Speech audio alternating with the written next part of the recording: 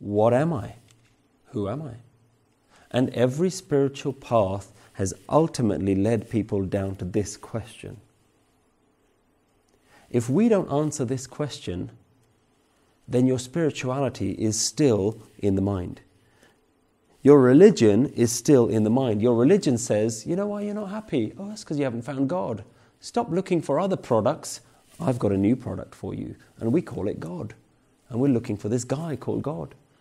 And then we sit there and we're supposed to read this stuff that's in a different language, written by some other people, hundreds of years ago, maybe thousands of years ago, about something that we've never seen before. How many of us have seen God? Know what it looks like, what he looks like? And yet, half the world are convinced that they get happiness through buying products. The other half of the world are convinced that they're happy if they find this thing called God. But he's somewhere out there. How will you know? Nobody knows what he looks like. Do you know anyone that's met him? No, but we're going to do it. We're going to try and do it. So what your religion is all in the mind as well. You've replaced one type of consumerism with another type of consumerism.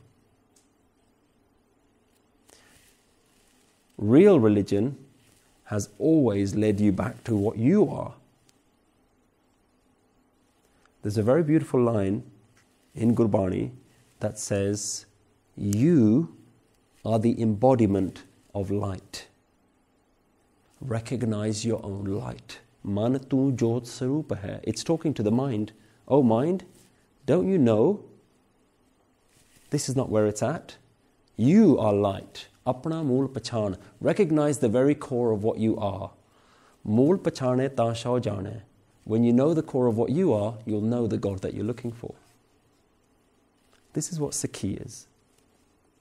Recognize your own light, but it starts by identifying, what am I? Who am I? What am I not?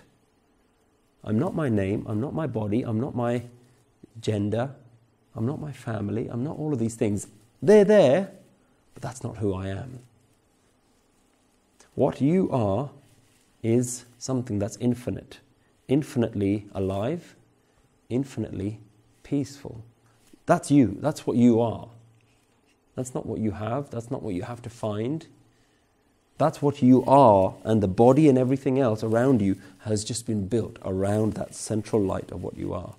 And you have it, and you can find it, and you can just sit with your own divine self right now. It doesn't need anything. But it's not that easy, because the mind keeps going everywhere else. This is where the gurus have come in, and they've given us systems that says you can find this stuff if you dedicate to it, if you spend a bit of effort. It takes a little bit of hard work, but you can find it, and when you find it, peace will come and suffering will depart. Suffering, it exists in the mind. Your emotions, your heart, is nothing more than expectations that you have of the outside world, and when those expectations are met, you think you're happy, and when those expectations aren't met, you get sad. They're all tied into the external world. None of those things are what you are. None of those things are true happiness. True happiness is what's inside you. And I will say that when you find that, that is our real definition of success. When you find your goal, when you achieve your goal, which we've all said our goal is to be happy, is to be content. How we achieve that goal, we've been misled. How we really achieve that goal is something that we need to now go and look for.